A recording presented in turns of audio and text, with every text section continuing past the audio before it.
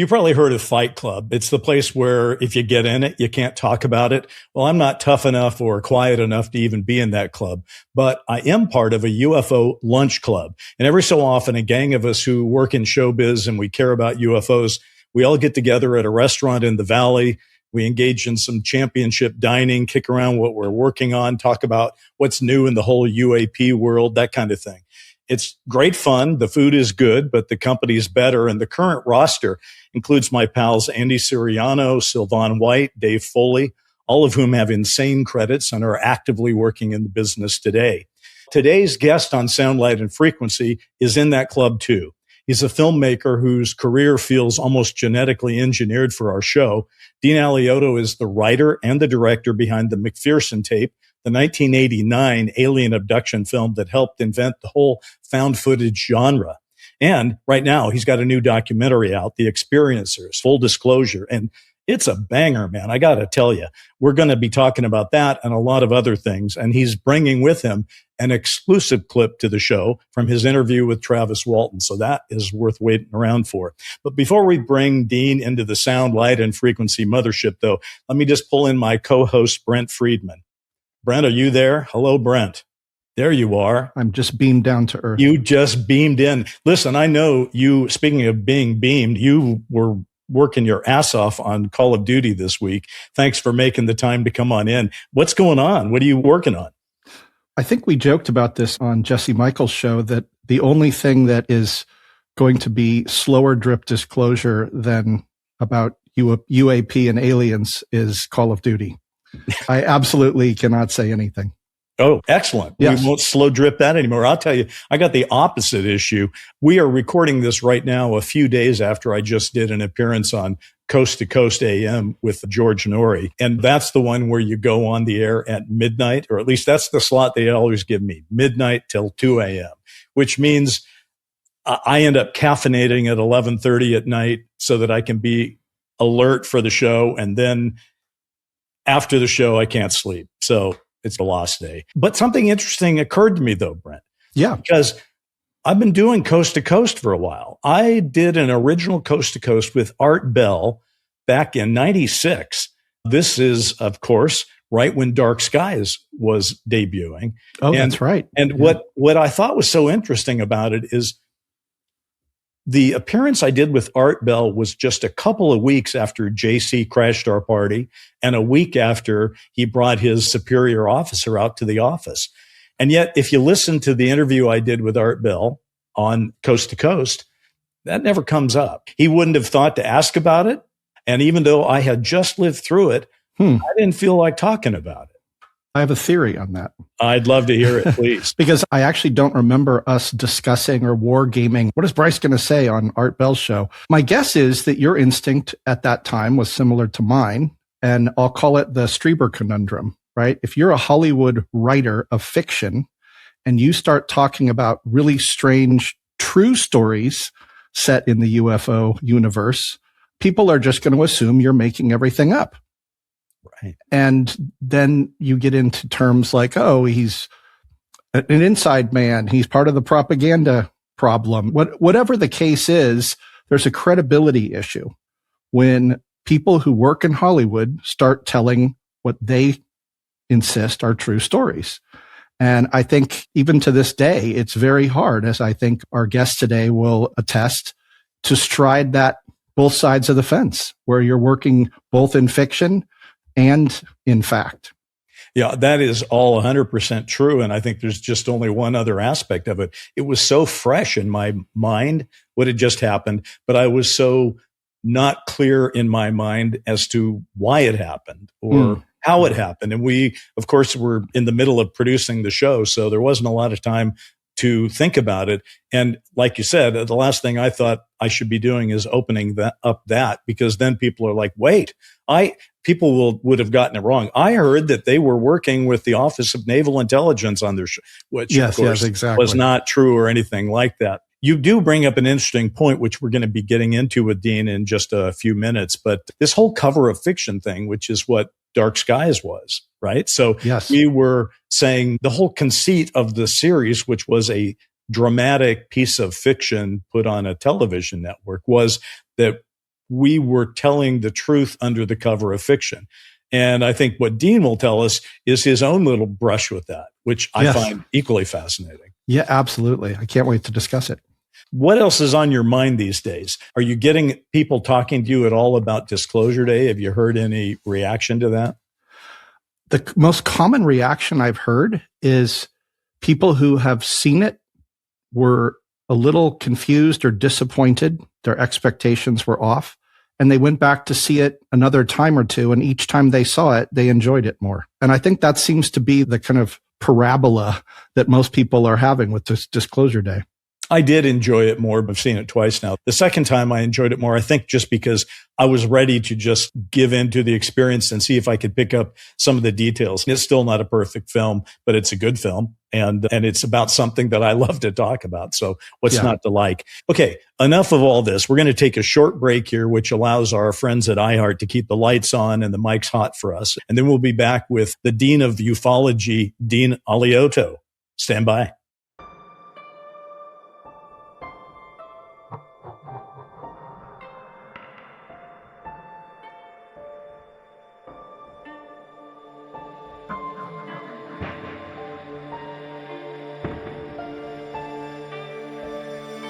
I'm Brent Friedman. Years ago, a family friend who became a cabinet member in the Reagan administration disclosed to me that aliens are real, they're here, and he'd seen them. I'm Bryce Zabel. Later, when we were producing Dark Skies, an NBC TV series about an alien invasion, we were approached by men who said they were from the Office of Naval Intelligence, and they wanted to give us inside information in exchange for access to our show.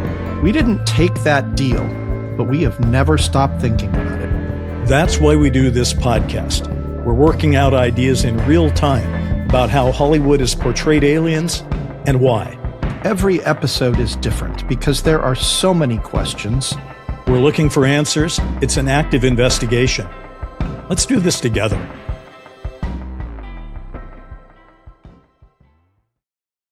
Dean, I want to welcome you to the show. You're not only in the club, but now you're on the Sound, Light, and Frequency Club. So thanks for being here. Sorry, one second. Stephen, no, I'm on air right now. And no, I will get to it. You did not get read in. I get that. I'm going to be telling them, I got your back, brother. Okay. Now I'm going to unmute. Okay, bye. I love it. Okay, Hello? Listen. If, in fact, you can pick up the phone and call Mr. Spielberg, please invite him on the show. Listen, this is an issue. We might as well just talk about it. It's interesting because Brent has had that experience with Tobe Hooper.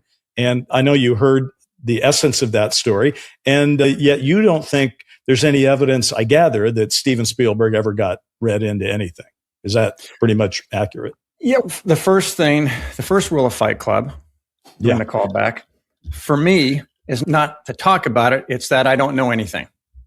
So with that in mind, the only thing I do know is that I have this on the back of my phone, which is Mayflower.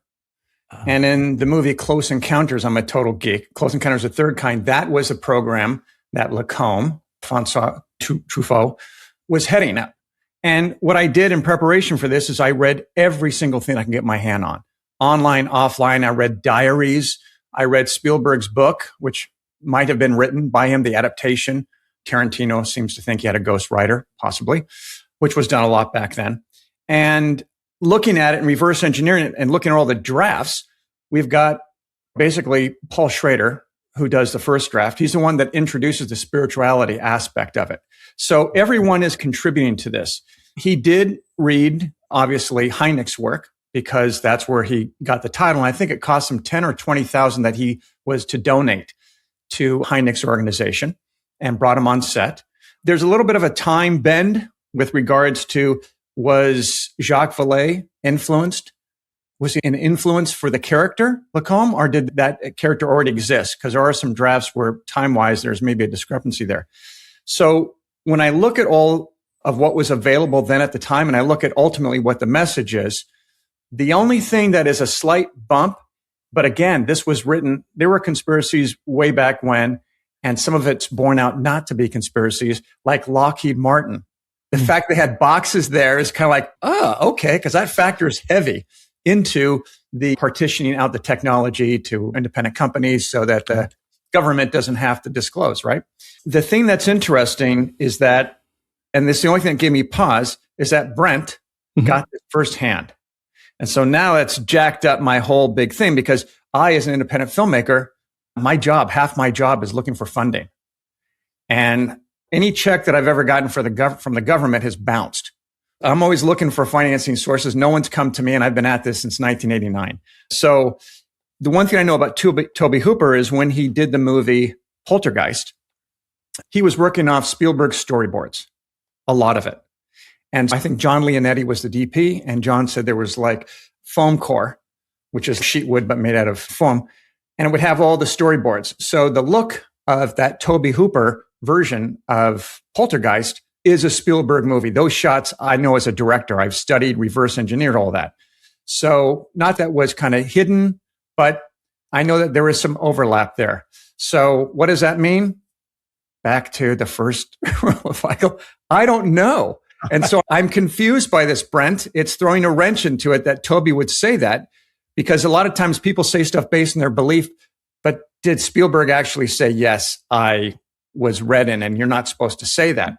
So Brent, you should probably just catch people up real quickly if they're joining us in progress, what it was that Tobe Hooper told you. And by the way, before you do that, even John Leonetti, does that ring a bell for you? It does. Yes. In fact, John Leonetti was promoted to director of the infamous Mortal Kombat Annihilation movie that Bryce and I wrote. And I should have asked John when I had access to him about his poltergeist experience. It sounds interesting. Although I have heard those rumors as well. It doesn't sound like rumors though. So really quickly, I think context is important too. The conversation that I had with Tobe Hooper preceded Bryce and I being offered a deal with the Office of Naval Intelligence because we were still scouting the pilot. And I was with Tobe Hooper right after doing a scout up in Newhall Ranch. And what happened was we were sitting in a roadhouse having lunch together. Well, everyone else in the scouting team was off talking about logistics and actually working. And Tobe and I were just shooting the breeze. And I said to him, knowing that he had what he had told me was a friendly competitive relationship with Stephen, I said, you're finally going to have something over on Stephen. And he's like, what's that? And I said, you're going to be the first one to put a crop circle on film. He hasn't done that. And he said, I'm never going to be ahead of Stephen in this category. And I was like, what do you mean? And he said, after Jaws, he was approached by some intelligence people, I think naval intelligence, and he was so successful, they offered him a deal to get information for influence, and he took it. And Close Encounters is apparently based on a true story or some true story elements, and same with E.T. And I was taken aback by that. This is completely shocking to me. And then the only thing that surpassed that shock was when you and I got offered a deal by naval intelligence. The whole thing just seemed incredibly strange and prophetic. I will say this, just add one more log to the fire here. We have an upcoming episode where someone else heard the same story that I did from Tobe Hooper. Ooh, interesting. And by the way, Brent, George Norrie, one of the first questions he asked me was about that. And I attempted to do an impression of you doing an impression of Tobe Hooper, and I had to abandon that because I wasn't very good at it. But it is interesting to hear that story. Dean, it doesn't really matter. The truth of it is almost everything that's in there, he could have also gotten out of the context of books and people he talked to, I would imagine. Yeah, it's interesting because you have to hold both in the hand, and it's like the scales, which one is coming up or down.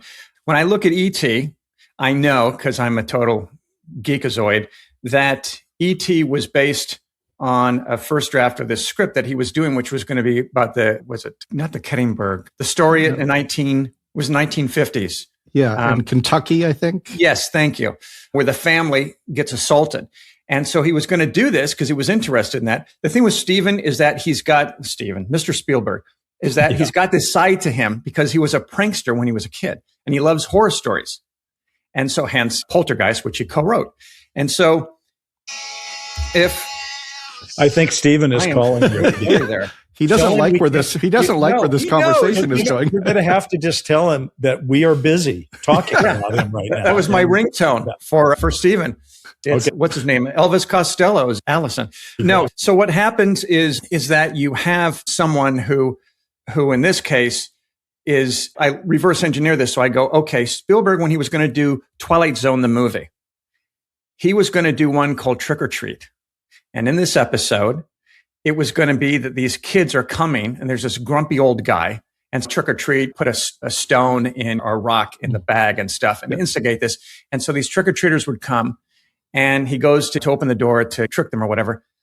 And the masks that they're wearing aren't masks.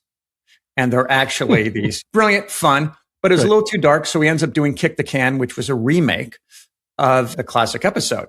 Mm-hmm. So Spielberg has that side where he's got that edge. So he was going to do this story and the family being attacked, but he found this one character in the script that he really enjoyed.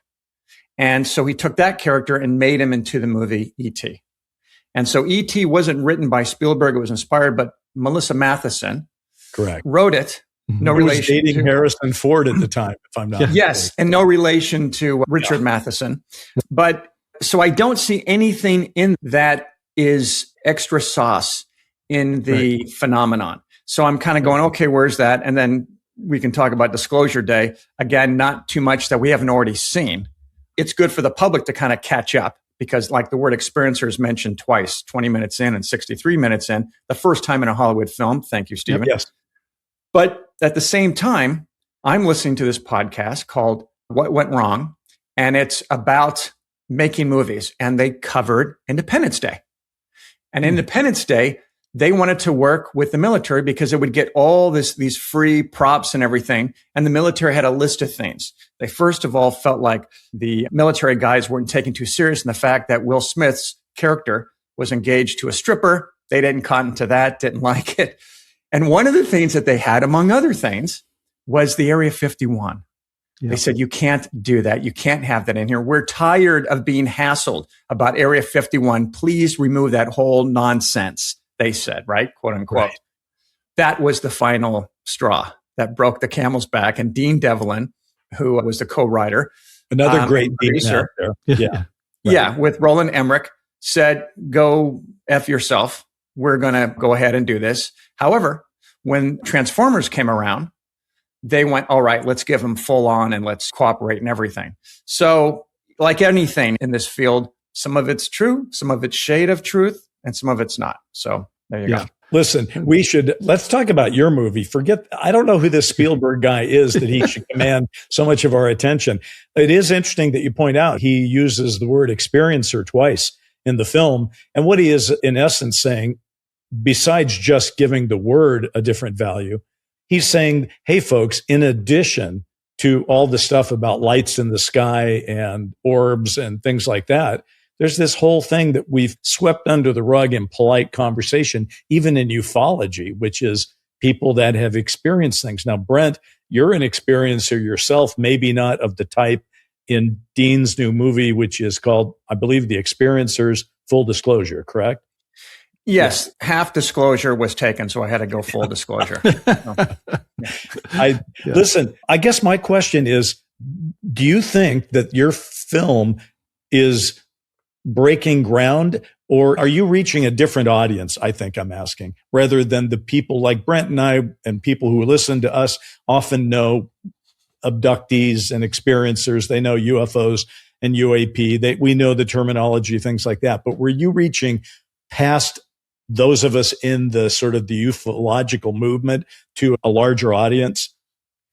Well, the challenge of representing anything in this field, and that goes with podcasters, radio hosts, filmmakers, is you're serving two masters. You're serving the UFO community, which knows pretty much everything under the sun with regards to what the latest and greatest is, right? And so they're always clamoring for, give me new mic drops.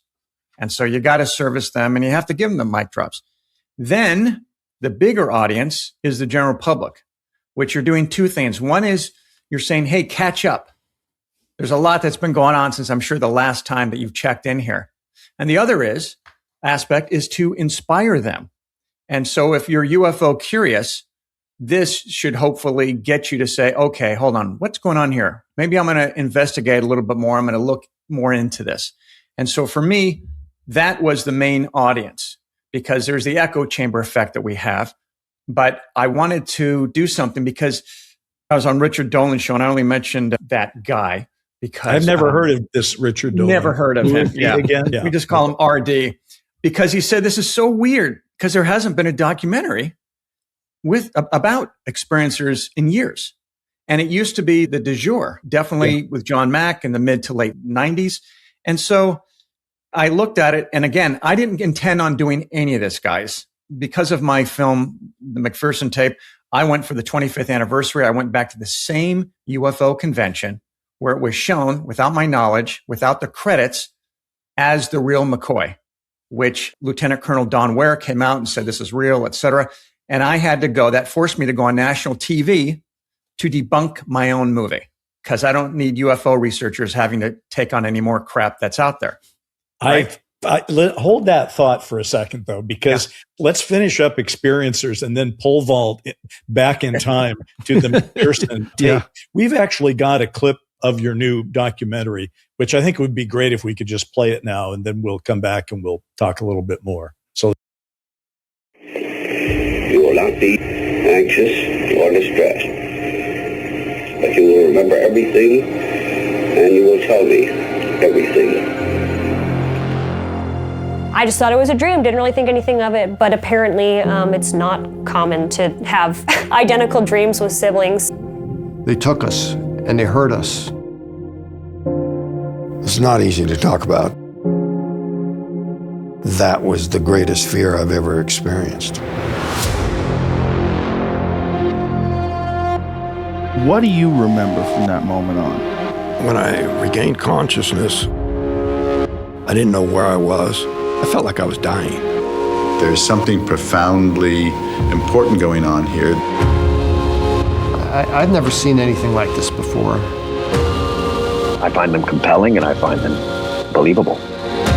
They seem to pick people who are particularly strong, stable, open-minded. I'm an experiencer. I'm an experiencer. I had experiences. What has happened to these people is what they say has happened to them, even though I fully recognize that that's not possible in the worldview in which they and I were raised. For a long time, I was very dismissive of abductees, which is a weird thing to not believe when I believe UFOs are real. We don't know what happened to us. And it goes beyond what we know or don't know about them. Yeah, I think we haven't even scratched the surface in all science fiction of what aliens could be like. It's theater. Why do they need blinking lights? That's the show, that's for show. Why are these alien beings abducting people? It wants to be seen, it wants us to be aware of it. UFOs and aliens, they maybe be us in the future. Time traveler or interdimensional. Watching, lurking, stalking. It'd be very simple to eliminate us. The entire universe has some kind of intelligence to it. What can we learn through the lens of science and all the mysteries that surround it? He says, you don't have any reason to be afraid. We're not going to harm you.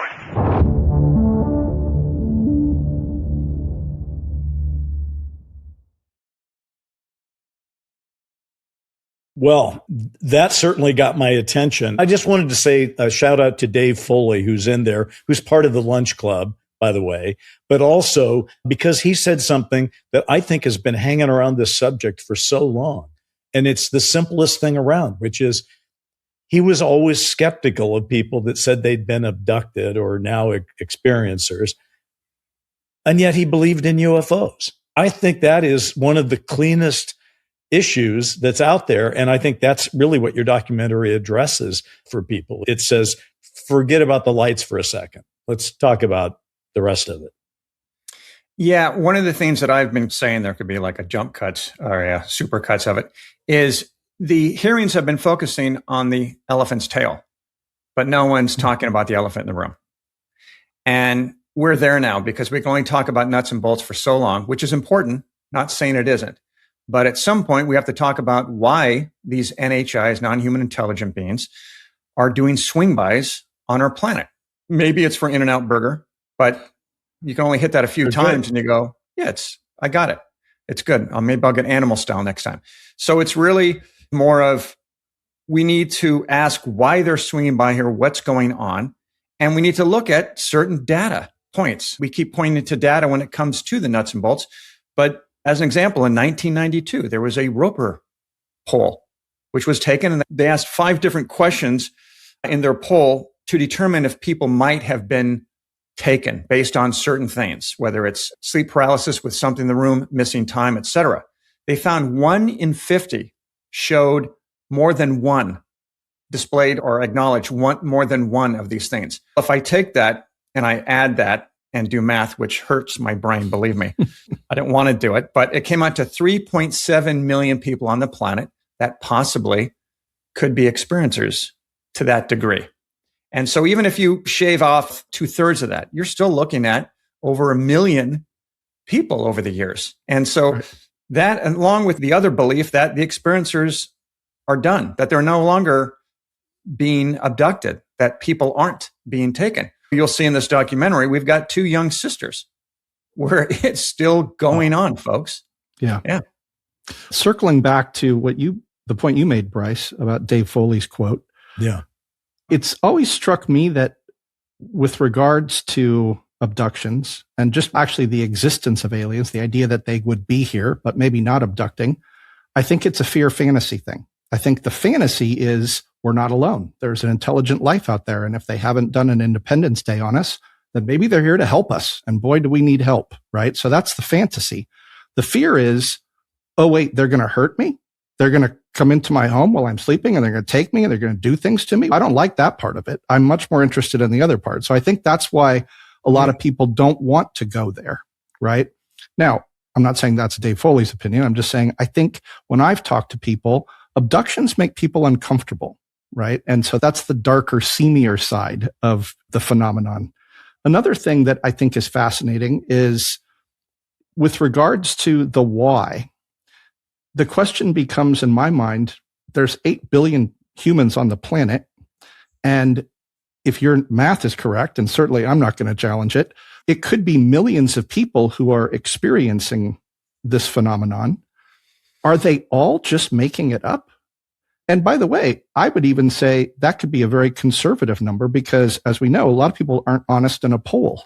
A lot of people wouldn't even actually disclose in any shape or form because they can't even probably admit it to themselves that they had something traumatic happen. So if we're talking millions of people out there, are they all just hallucinating and they're all having a version of the same hallucination?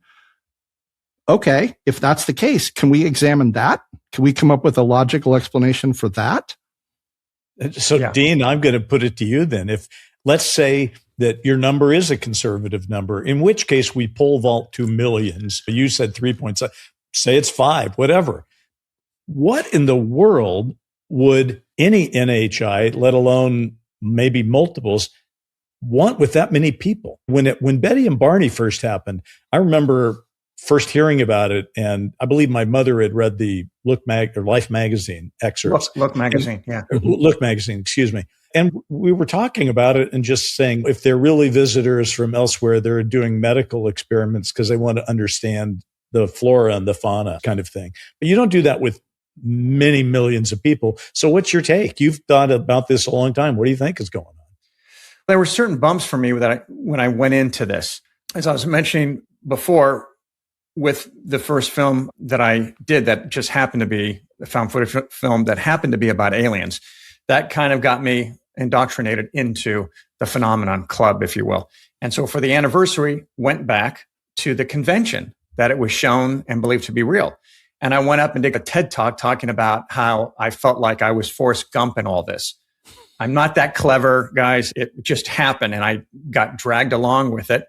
And so I started meeting people at a convention, my first UFO convention ever. And I started meeting highly credible people and academics from Harvard, Carnegie Mellon, Montana Tech, who were looking at this, maybe not saying they know everything that's going on. I don't think anyone really does to the length that we want, but they had hypotheses that seemed to resonate and make sense. One of them, which we feature in the documentary, is the extraterrestrial hypothesis by Dr. Michael Masters. And his is that they're from the future. It's just one aspect that we look at. We look at everything. It's a menu where you can pick whatever you want, but I'm going to give you some options and I'm going to give you a special of the day if you're nice. And so basically what happens is you are looking at this and I go, for me, because first and foremost, when you do these shows and everything, you have a list of things that you want answered. It's your curiosity. That's the reason why we're filmmakers, is curiosity. And so I'm like, I need to know two things. I want to know why it's taken them so long to figure out the anatomy of a human. Why do they keep doing this? And then other things are little trivial things like, what's with the quote unquote anal probe? What the hell is that about? And so when I got Michael Masters and he was talking about how, being an anthropological biologist, he has studied animals and studied mankind from the earliest stages and project us out. And he says, it's not an anal probe. It's a stool sample. And I go, wait, what do you mean? He says, when we tag a bear, we don't give a laxative to a bear and wait around for it to evacuate its bowels. We go in and we have a device that basically takes it in the shape it's in, because that's part of getting an accurate reading as well. And so that's what's probably going on. And then everything changes when you start getting into the hybrid program. Now we're looking at something that's just not doing a swing by and taking samples and stuff. Now we're looking at something that literally is, boy, there's no easy way to put this, but it's the hybridization of these beings, whether they're us or they're from another planet or whatever, but it's merging this together for some operation. And so one of my questions to Michael was, and I couldn't use in the documentary because his response was total Michael Masters, which is, I said, hey, how come there's no reptilian hybrids or mantis hybrids? No one talks about that. And he says, yes, that furthers my case that these gray aliens are us from the future, because you can diddle a sheep all day long. You're not going to get a sheep man, because, and we can't mate with our primates that are chimpanzees and everything. So it's too big of an ass technology wise for us to be able to do that, unless they have advanced technology where they can do that. But there's something going on. And so every time I've gone to an experiencer support group, I ask Yvonne Smith and I ask all of her experiencers, why are they doing this operation, this hybrid operation? What is it? And she says, we don't know. We don't know if it's for them or for us, but she says, we suspect it's both of us, because you wouldn't be that committed to save some civilization that really doesn't affect you to that extent that this operation is. And so if it is them from the future, then that makes sense, because they're trying to save themselves. And then, sorry, this is a long answer, guys. One last thing. Yeah. Whenever the experiencers talk about the two messages that they get, and we know we've heard these messages over and over again, they're always the same, which is your technology isn't helping you. Now, yes, it's got to be nuclear weapons. Absolutely. But I think it's even more so I think the smartphone and everything we're doing in AI that's coming, that is not going to, it seems helpful at first, but it's not ultimately going to lead there. And so if that is the technology, so we have to put a pause on that. But the other thing they say is, you're screwing up your planet. And to prove this to you, we're going to show you a slideshow. And in this slideshow, you're going to see trees that have been scorched. You're going to see gray skies. You're going to see cities that have fallen to the wayside. And so my question is, where is this footage coming from? Is this footage that they actually have acquired and are playing for us? Is it AI? So, and then just to put a little tail on this thing, why are they showing this to us if we can't change the future? So this is letting this to me is they're saying, look, you can change this. This is where you're heading right now, but you can change this. So that's the most hopeful thing that I take out of that, glean out of that. And so then my question, whenever I go to these convention stuff, is I say, guys, I think maybe what we need to do is we need to shift our focus that this isn't just a phenomenon for two species meeting. This is a call to action. And so why don't we look at environmental issues and politicians that are leaning towards there? Because this is us. This is our planet. And then, sorry, I'm just going on and on. But lastly, when people think that technology is going to save our ass and we can go to another planet, we're not going to find another planet. No. Not like this. Where are we going to get it where our actual gravity is exactly the same? The days are the same, the hours, the distance. It's too big an ask. Because we cover movies here, I can't let you say what you just said and not point out, I wrote a movie called Official Denial that aired in 1993 that was all about UFOs, and it was about them being us from the future. So I have to stake claim to at least 33 years ago having stated that. And literally in that film, I have the alien impart through some kind of telepathic thing to a human exactly what you said, all this footage, right? The whole idea of the film at the end, because it was a time travel film at its heart, and there were many meetings with, you can only imagine the meetings with executives going, now, wait a minute. How, what? And then finally, one day, it might have been me, it might have been an executive, but somebody just went, the future is unwritten. And everybody went, oh, that makes the movie make sense. Yeah. And we convinced ourselves that was the case and that they were here because they needed to save themselves. And in order to save themselves, they had to save us. And so I keep an open mind about that. But the time when I wrote that, to be completely honest, to me, it wasn't out of conviction that this is what is going on. It was out of a conviction, this is a good movie. Yeah. Right. This has a Twilight Zone twist for the final several minutes of the film kind of thing. Anyway, I have two very important things to say. Yes, you do.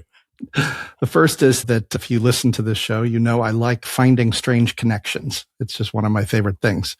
And there's a connection here that I want to surface. Dean, in your movie, The McPherson Tapes, and Bryce, in your movie, Official Denial, you guys both, not you, but each of those movies used kids in costumes to be the aliens. And you know who else did? Steven Spielberg in Close Encounters of the Third Kind. It's a new club. It's a new club. Another one that I'm not included in. And by the way, what I think is most fascinating about that is that he has gone on record as saying that he made that choice specifically to represent aliens that were unfamiliar but non-threatening. So yeah, and also they were androgynous because they're at a certain age. And I absolutely copped to the fact that I nicked that. I took it from Spielberg. It was like, that makes, why wouldn't you? Why mess with a formula that's working? Yeah. The next super important thing that I want to say is just that I love, as a writer, contemplating this "it's us from the future" idea. And in a weird way, that's the most comforting, right? It's okay. You guys know a lot. Come back and help us up, get us out of this mess, right? Yeah. You're invested in us, right? The one thing I will say, though, that complicates this is that, and Dean, you know this as well as we do, because we just did an episode about this, is that certain experiencers do not report seeing grays. It's not the grays who abducted them. And for instance, Travis Walton, even though in the movie it depicts grays or what looks like grays, if I'm correct, he was abducted by Nordics or something that what he would describe as Nordics. And so this brings up the question mark for me. Is it all true? Are there aliens from the future coming back that also have other aliens from other planets, possibly, and interdimensional entities? And basically, is this the bar at Tatooine, right? What is going on here? There isn't a silver bullet solution to this, in my mind, or at least I haven't heard it yet. Brent, I'm glad you brought up Travis, because Dean, you brought us a clip that's from your documentary that hasn't been seen before. So why don't you set that up? Let's play that, and then let's talk about it. Did my lawyers agree to this? I did. Shocking. Yes. I can't even imagine it, but we're going to play it anyway. So from what I understand in interviewing Travis, there were the Nordics, but the way the Nordics appeared was the second act for Travis's abduction. First, there were the little guys. And then that's when he talks about how, and we get into some of it, but not all the details. But as an example, he wakes up, and we talk about that. He wakes up and he sees these beings, and they're frustrated because they're trying to effectuate some form of mental telepathy, and it's not working. and he grabs these utensils that are next to the table, and he gets off the table, and he's swinging this around, threatening them, and these little guys take off, and he describes them as being that, and then the Nordic guy comes in. Hey, settle down, I'm just like you. But they're not vibing. And so that's a whole other thing. So when I go to interview Travis, and again, in the documentary, I wanted to do something that I saw firsthand with James Fox, because I consulted on the phenomenon. And what James had done brilliantly was he showed the classic stories, the history of UAPs, catching us up to date. And so I wanted to do the same thing, but I wanted to go back to these classic cases, like Terry Lovelace as well, who's relatively new comparatively, and Deborah Jordan Cobble, have her in there, and Barney and Betty Hill, but find new things, right? Yep. And one of the things I found was something that Travis just came out. I'm not sure even what the answer or what the question was that I asked him. But I think what I said is, I said, a lot of these start early in childhood. And then people forget about that. And then later on, they're taken again. And he starts telling me, and this is 2018, 19, when I did this interview, he starts telling me about this experience that he had when he was a kid. And this is the clip. Let's see that. The being that came to me as a small child was dressed pretty much the same way that Betty Hill's beings were, which occurred after that in terms of dates. So I couldn't have been inspired by her tales, because as a matter of fact, I didn't even recognize this being as an alien. It was a little man, is the way I described it to my siblings. Just a little man with a large head and big eyes, and to a little kid, an alien was like a purple people eater, sort of a cartoons character. Nobody described grays or used the term. Aliens were maybe a human-looking being with antenna coming out of the top of their head.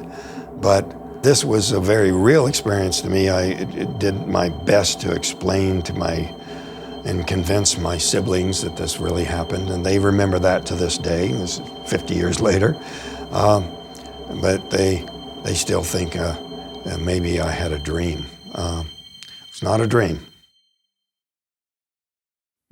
Dean, that clip blows my mind, because I see why you didn't put it in, though, because you're trying to talk to people about Travis and his woodcutter crew out there, and he gets abducted in 1975. But here he is saying, yeah, I saw these creatures back when I was a little kid. And suddenly now it asks us to draw some kind of connection between Travis as a kid and why this would happen in 1975. And I'm just kind of curious. You've been sitting with this for a while. Has he said this? I've not heard him say this before. Has he said it before? And what do you think about it? How did these things connect?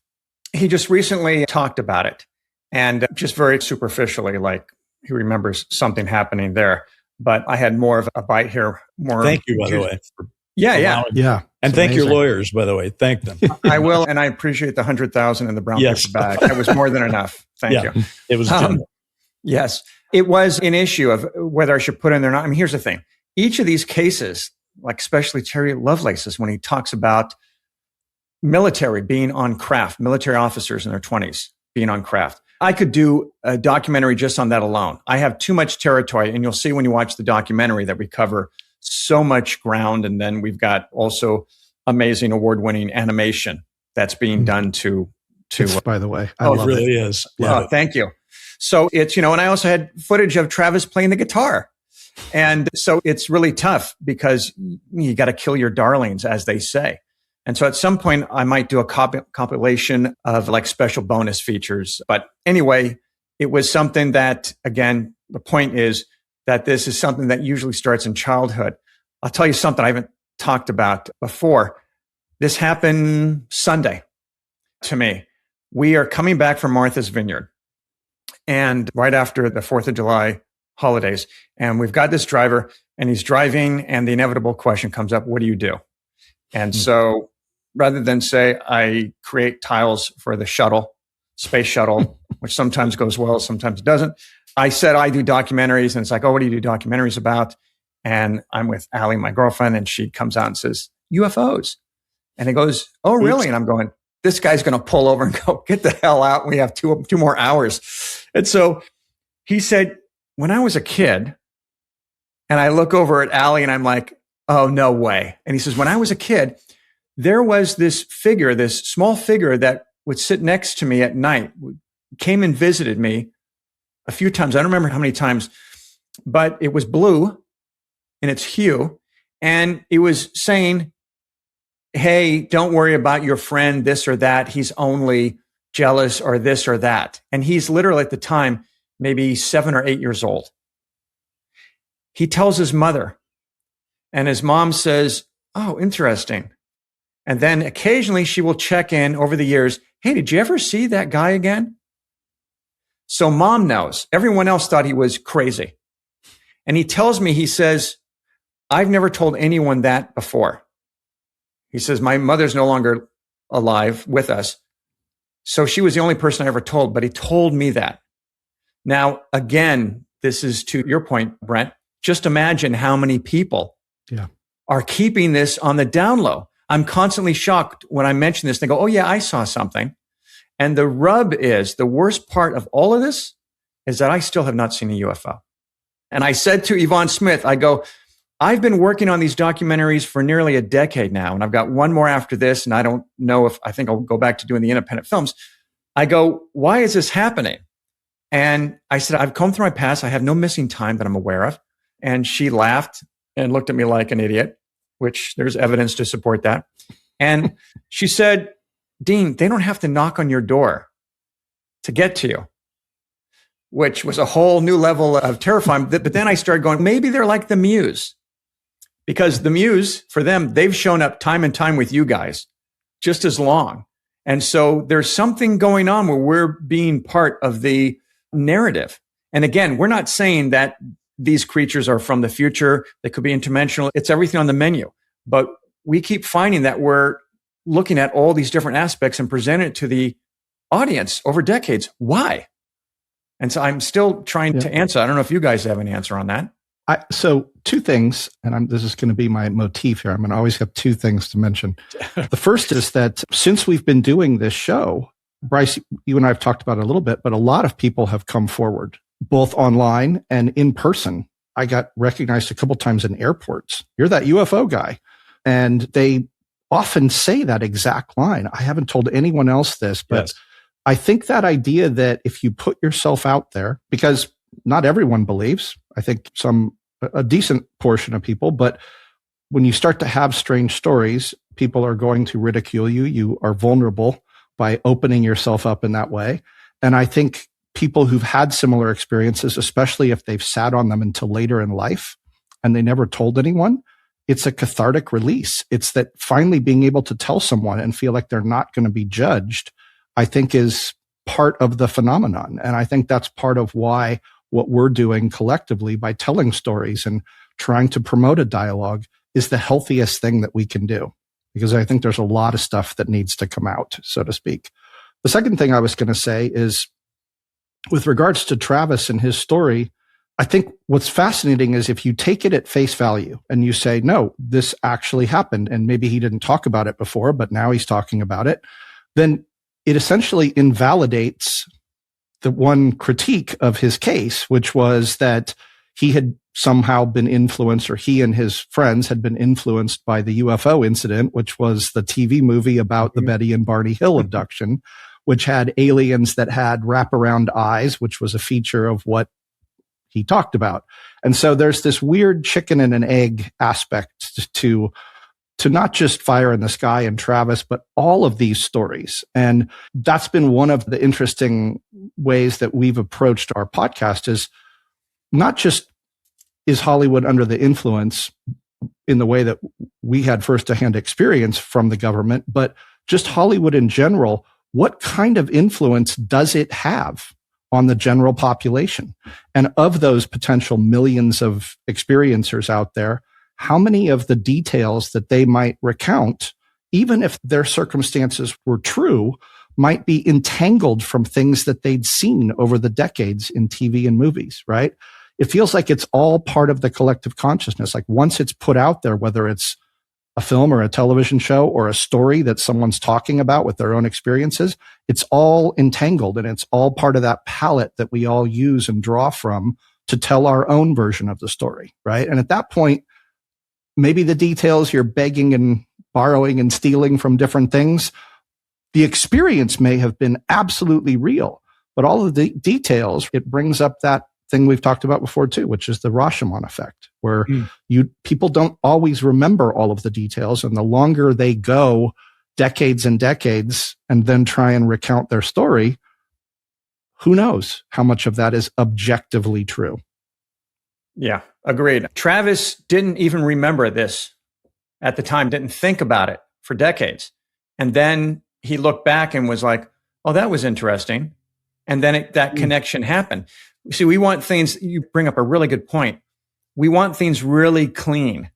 Yeah. And Greg Bishop is the first one to tell me when I first started going down this rabbit hole, dude, be aware. This is not clean at all. It is clean. It's messy as hell.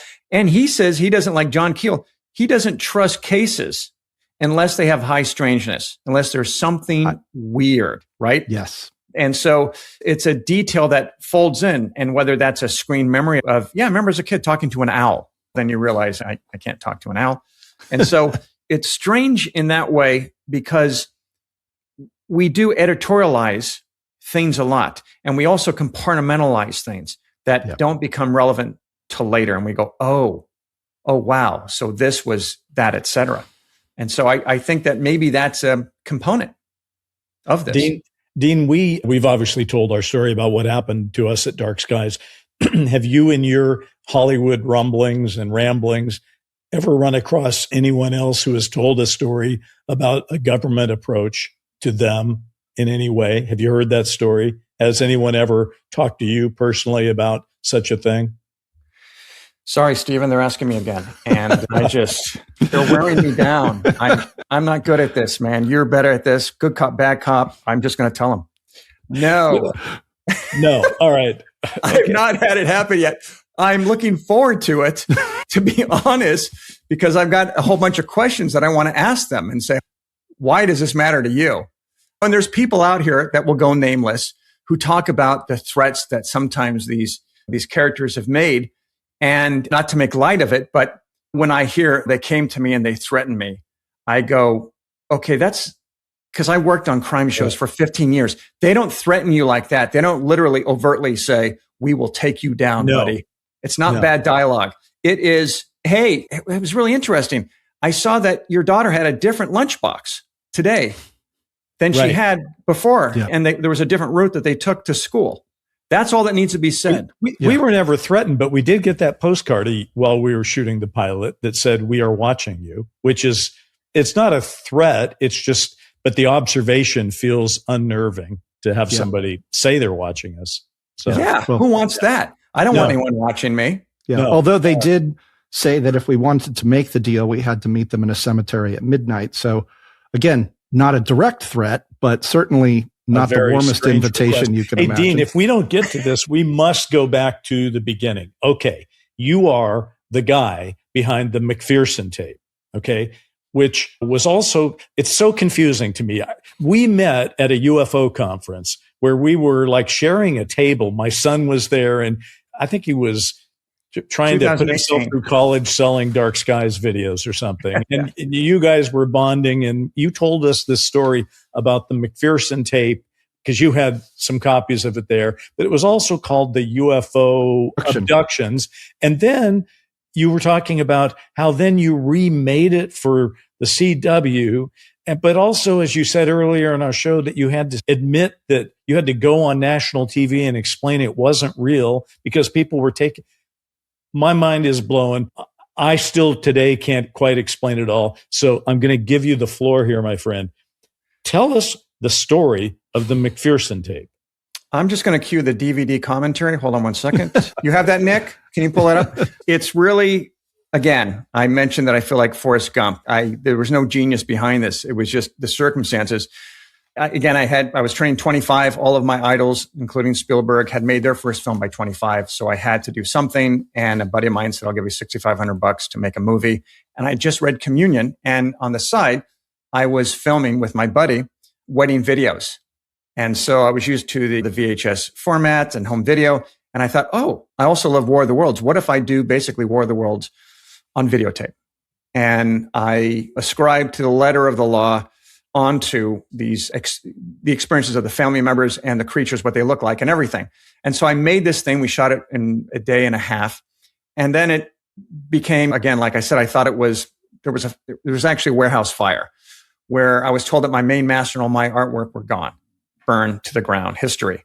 And so 5 years later, I get a call from this guy. I'm not going to say his name because he's no longer with us, but Sean David Morton. And he was a character in this, and he would talk about this. So that's why I mentioned him. But he said, look, I just came back from the International UFO Congress Convention. Here's what happened. Unsolved Mysteries, hard copy, and a show called Encounters on Fox. They want to do a story on this. They want to get this footage. And so I said, well, Unsolved Mysteries is out. And he actually said, not necessarily. And I said, that's pretty sure it's called Unsolved, not Solved Mysteries. And he goes, okay.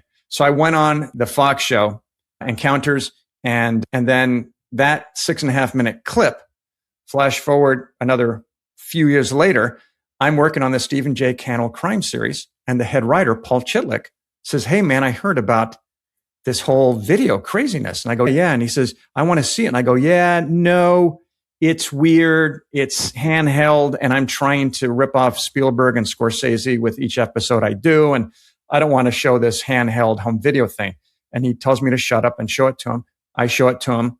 And then the next day he says, we have a meeting at Dick Clark Productions. And I think we can sell it as a TV movie. And I said, all right, I want a story by credit. You can write this teleplay. I'll direct it and you and I will produce it. Now go back to your office.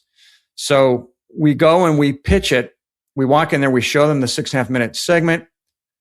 The head of TV movie department, Dick Clark, Neil Stearns, shakes her hand and says, we're going to take it. So that was my first Hollywood deal. I'm 32 years old. It gives me great anxiety because I've been trying to be a filmmaker since I was a teenager, and all of a sudden things are going well. Doesn't make sense. It's as much a mind screw as not getting what you want. And so flash forward a few months later, and we're making it as UPN's flagship first TV movie. And so now the budget we're shooting in Canada, so it's $1.7 million. I can't spend that. We come in $500,000 under budget. We get the guys from the X-Files do the Ship and Aliens. This time it's called the McPherson tape. I picked McPherson because it had the word fear in it. And so I thought a nice little nod there for thriller purposes. And so we shoot it in a week instead of one night, and everyone gets fired at UPN. We come back, they fire us. They cut it down to an hour. They sacrifice it because they want to show that the regime before them, you guys have heard this before, didn't know what they were doing. And thank God they're here to save the network. It gets them the highest ratings for a Tuesday primetime. They air it again after they put more footage in. A week later, it does even better. And they say they'll never be on this network again because they've got egg on their face. And then a year and a half later, the Blair Witch Project comes out. And now they're like, oh, now we get it. Then the internet hits.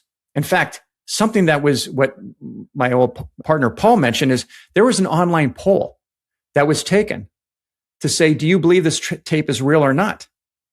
49%, basically 50%, thought that it was real. Even after credits, it said Alien 1, 2, and 3 played by so-and-so. So that taught me something. And then so for several years, I had to go online and I had to again debunk and show pictures behind the scenes. Look, this isn't real as well.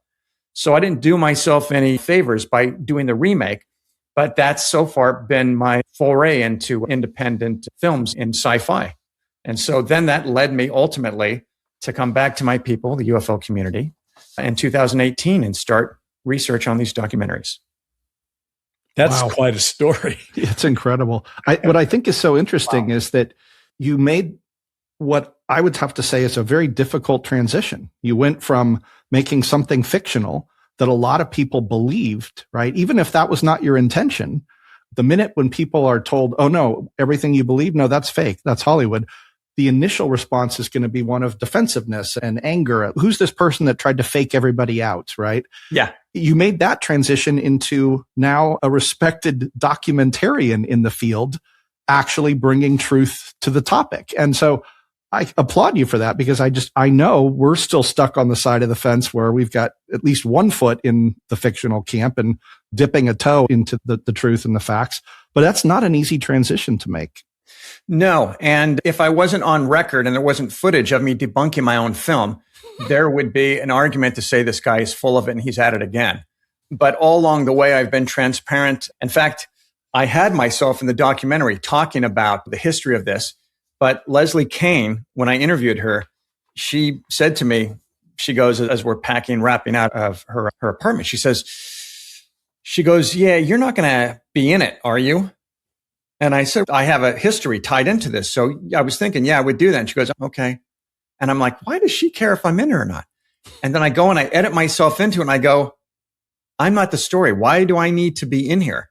I would rather hear the experiencers speak for themselves and have them state their case and then let the audience decide if they feel it's real or not without having to spoon feed it to them. They're much more intelligent than that. And then the confusion, and there's tons of it around this. To get back to your question, Bryce, the McPherson tape, the title. So the remake was called the McPherson tape. That became the foreign version that's still called, which was the 90-minute uncut version, because that was sold to someone else, not UPN. So that stayed the same. But the domestic one was changed to the imaginative title, Alien Abduction Incident in Lake County. And so there's 3 titles for this project. There's 3 titles. And then the conspiracy mill started rolling around. They said, all right, so the Alien Abduction Incident in Lake County is actually based on a real movie called the McPherson tape. And instead of putting it on that same movie, they said there's an original version of Alien Abduction. That one is called the McPherson tape. So the original, the OG 1989 is now called the McPherson tape.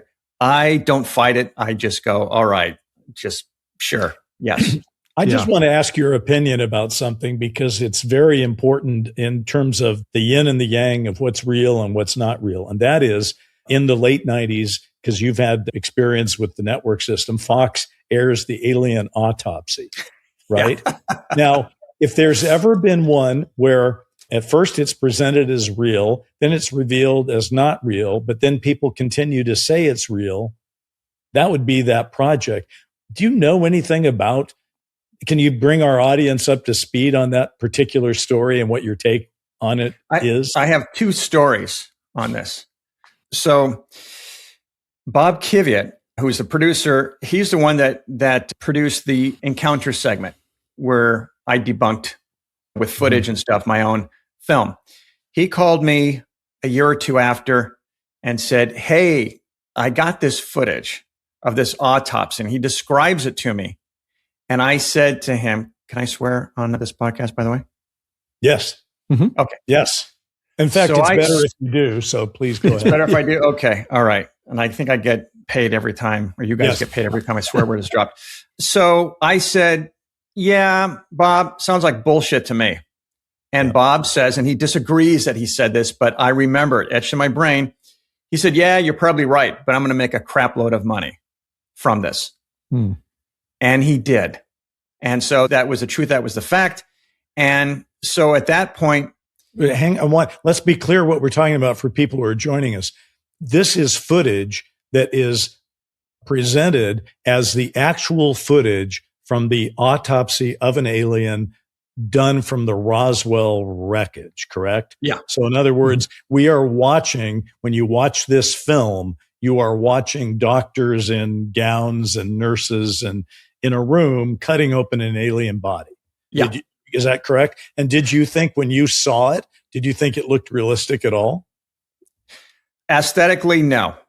First of all, if you're going to you're going to take the time to set up lights and everything and to orchestrate this whole deal, you're going to get your exposure right. You're not going to make it grainy like it was copying JFK, right? You're not going to do that. You're going to put it on a tripod. There was tons of examples in the past where they would be doing experiments and stuff. They put things on a tripod. They had the time to do that. It wasn't rushed. So that was two big flags for me, that it was trying to be too much cinema verite. We're going to pop in and out of focus and everything.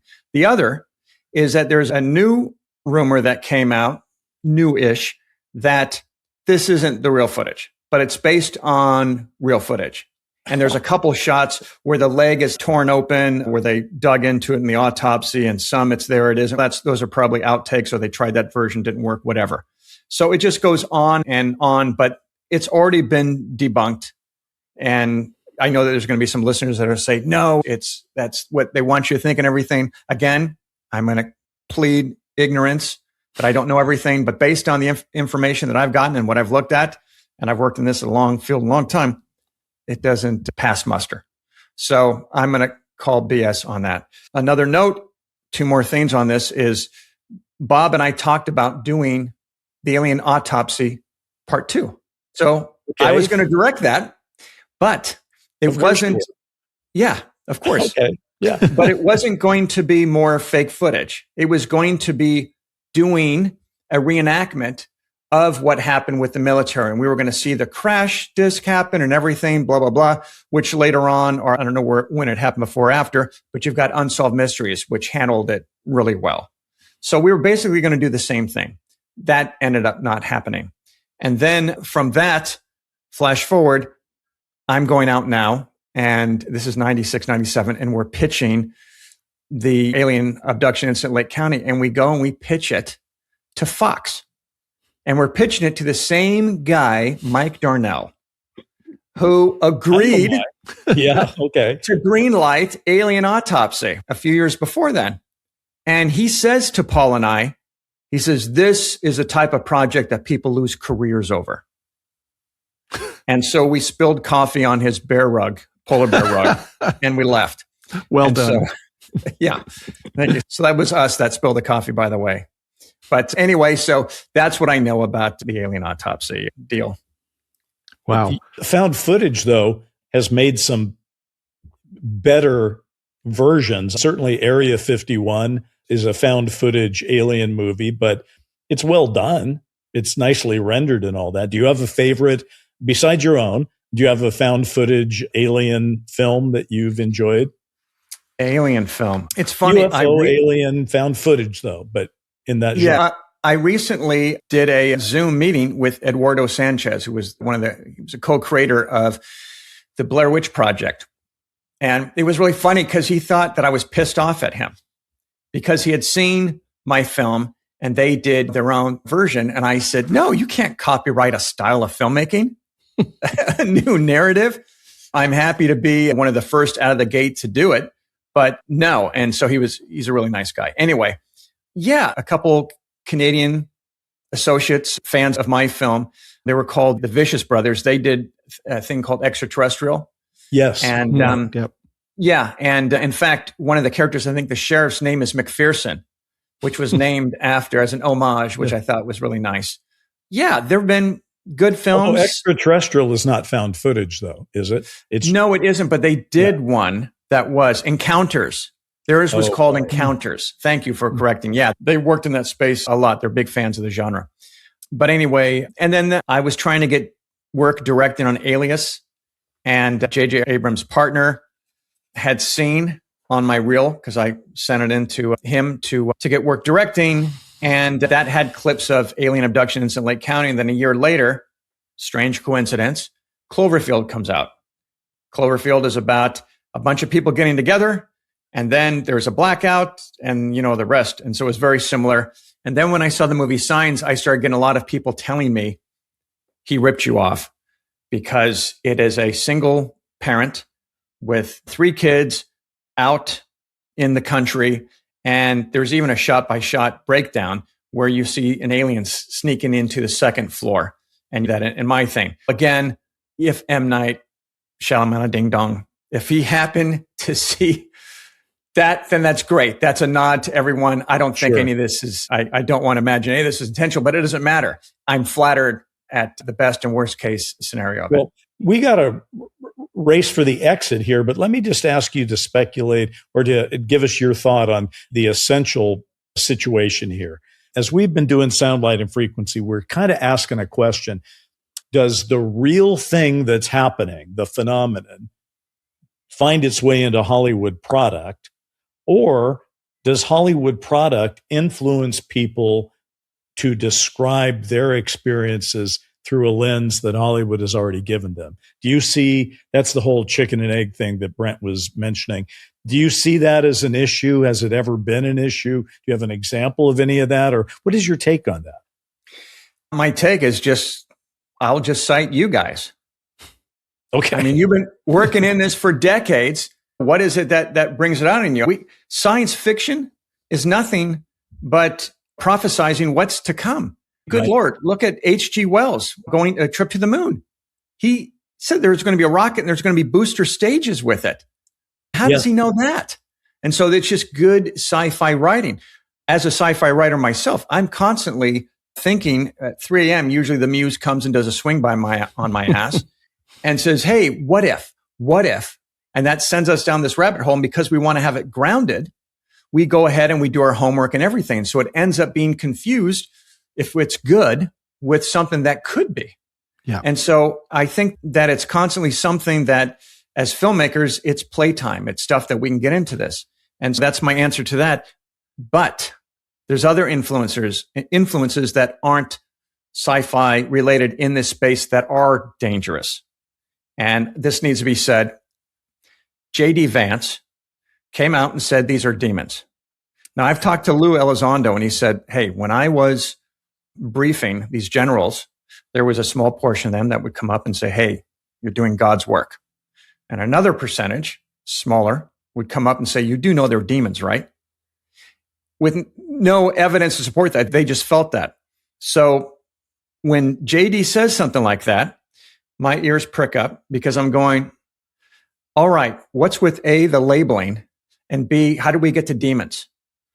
Tim Burchett, Congressman Tim Burchett, took exception with this, and he said, I'm okay with Jesus, but why does a demon need a machine to get around? And so when I was speaking a couple weeks ago at this art show that was all by experiencers, all the art was done by experiencers, I'm talking about this, and I'm saying, if these guys like Brent, you said this earlier, if they want to take us out, they would have already taken us out, no problem. And so I'm saying this and a couple other things. And I'm also talking about how I almost feel bad. Like it almost brings me to tears when I think about these beings that don't have art. And I asked experiencers, I said, when's the last time you've been on the table and you look over at these concave walls and you've seen an alien Mona Lisa? Or you've seen the alien Last Supper? Or even 5 alien dogs sitting around a table playing poker? It doesn't exist. They don't have that. They don't have music. I can't imagine. It's take me out right now if we don't have art, if I can't go to a concert and experience that. Yeah. And so it turns out that Whitley Strieber was in the audience. And I thought, oh, what's his take going to be on this? Because he sees both sides. And Greg Bishop, who invited him, gives him the microphone. And I'm like, oh God, okay, here it goes. And I take out my iPhone and I'm videotaping it. And Whitley says this. He says, regarding them eating us, demons. That's what a demon does. It eats you, it tears you apart. All the drawings and stuff have that. And they're always black and they've got chicken feet or something. He says, if they wanted to eat us, we'd already been ate. So where's the evidence of this? Where's the villages that have been wiped out? They're not doing that. And so it's really, I'm just going to use the S word, silly. What about cattle It's mutilation? dangerous. Other people talk about there's people that have been picked up and mutilated. Do you buy any of that? I don't have any evidence. No one's come forward. The family hasn't said, hey, these are all stories, hearsay. And so for me, again, give me the evidence and I'm on board. I'm an empirical, stupid thinking guy. Just make it simple for me. Right. I've not seen that. And so what it does for the experiencers, because I'm going to be going to another experiencer support group and I'm going to be addressing this very thing because I've been put in a position where I'm in a way representing a faction of the phenomenon here. And so I want to know exactly what the concerns are in my conversations over the phone and on Zooms has been if they're associating these grays or any of these beings with demons, then by proxy or by being adjacent, what does that mean for us, these experiencers? Because are they going to be in threat of this? And I know that Gary Nolan is working on coming up with a test to be able to identify someone who is an experiencer versus someone who isn't. So I don't know. I'm projecting out to a nightmare of rounding up people, but yeah, it's a bigger conversation, but it's not good. It's not healthy, and it's propaganda. And these people, and that's the reason why I made this doc, these people need empathy and understanding. And the best compliment that we've gotten on our film is they feel triggered. And at first I was concerned about that. I go, I don't want to trigger anyone. And they said, no, it is so realistic, the portrayal and the way that it's done and left up to the audience. That was my experience. And the second thing is they feel heard. And I'm like, okay. And so Leslie Kane says, I'm working the space for the empathy of these people, the experiencers. Yes. So anyway, I feel like I'm being co-opted. And if that's the reason, then so be it. I'm going to connect 2 more dots, being true to myself here. Just once, Brent, 3 dots, just once. No, I cannot do 3, only 2. Right. So on this topic of experiencers having strange encounters with aliens, we've already talked about that there's different kinds out there. I think one of the fascinating things is that if you look at something that Ernie Klein said to us on our show, he talked about this idea that maybe writers are just remote viewing. They're seeing ideas unfold in the future. They're recording them. They're thinking it's their imagination and they're putting it down. And lo and behold, it becomes true, right? You've all heard the story about the Star Trek communicator, right? Yeah. Leading to someone came up with that idea. It goes into the media and now it's inspiring scientists to go make it. So there again, this is the whole chicken and the egg thing. But then the other aspect of this that I think is fascinating is a lot of people who've had encounters with UFOs, whether it was abductions or even just in the proximity of them, have reported something that you talk about, Dean, in, I believe, Alien Perspective is downloads. That this is another, when you say, why are they here? Maybe they're doing things with us genetically, but they also seem to be, at least for some of us, you're getting a download. You're getting ideas. Some people are being blessed with huge upgrades and a new understanding of things that they had no idea about, whether it's math or science or languages or whatever. And by the way, this is a key component of Disclosure Day, right? This idea of the downloads, the upgrade of humanity. And so in that sense, maybe there is a very benevolent aspect to the visitations, where maybe they are checking on us as a species, looking at our genetics in the same way that we do this to animals, right, all over the planet, with almost always the intent of making sure that their species is okay, that it's going to survive. But at the same time, they're also trying to lift us up. And certain people that maybe are receptive to it for whatever reason are getting downloads. And if that's what's happening, then it's hard to see this as anything. The worst, it's neutral, right? But at the best, it's completely the opposite of demonic. Yeah. Yeah. Look, I don't agree that again, I'm going to call it a conspiracy, that these beings, like there's tales of eating our soul and stuff. What does that even taste like? Is it like chicken, barbecue chicken? What kind of tandoori chicken? What kind of chicken are we talking about? Makes no sense. My background, I used to do a lot of meditations and I'm a very spiritual person. I do believe in reincarnation as put forth in several great books by Cornell professor Dr. Brian Weiss. I believe that our souls are equal to any other sentient beings.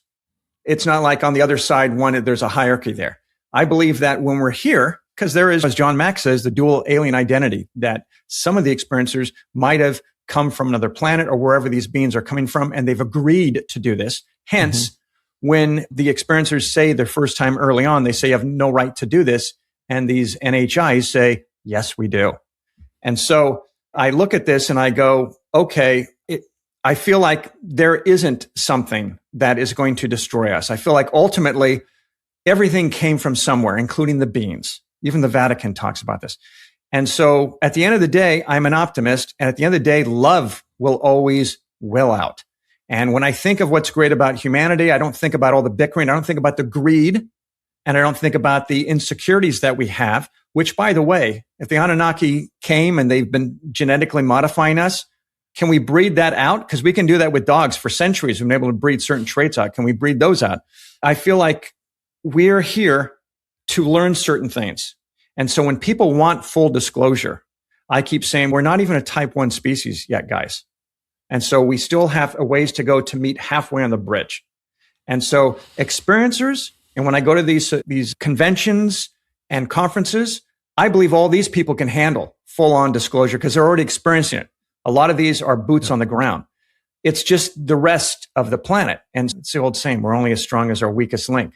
So there's some work that we have to do, but we're going to get there. That's the good news, is we are going to get there. Thanks so much. It's always fun to talk to you, my friend. And I guess you and I will be seeing each other at the lunch club. And the only question I have is, if Friedman's in town, what do you think? Are you thinking he can? Friedman's in town. Ask Spielberg. Ask him what he thinks. Try to do the secret handshake. And if he fumbles it and it just doesn't seem natural, then that's a pass. Yeah. Listen, thanks so much. Good luck. And let's state this. The name of the documentary that you can get now on Amazon and Apple is The Experiencers, Full Disclosure. Full Monty disclosure. Yes. And the other two, and if people want to see the McPherson tape, that's also on Amazon, but they can get the Blu-ray version, which is even better. And it's the price is very reasonable. You can get all the behind the scenes stuff, which is just crazy. I've got commentaries, everything else. And then the other two documentaries, Alien Perspective, Part 1 and 2, also on Amazon and Apple. All right. Fantastic. Thanks so much. We'll see you again. I'll see you at Lunch Club. Bye-bye. Thank you. Care. Thanks, guys. Soundlight and Frequency is an iHeart podcast produced by Stellar Productions. It's executive produced by Nick Johnson, and for Stellar, Jackie Zabel. Our show's music was written by Anna Stumpf and Hamilton Lighthouser. And your hosts and executive producers are Bryce Zabel, that's me, and Brent Friedman. Watch the skies.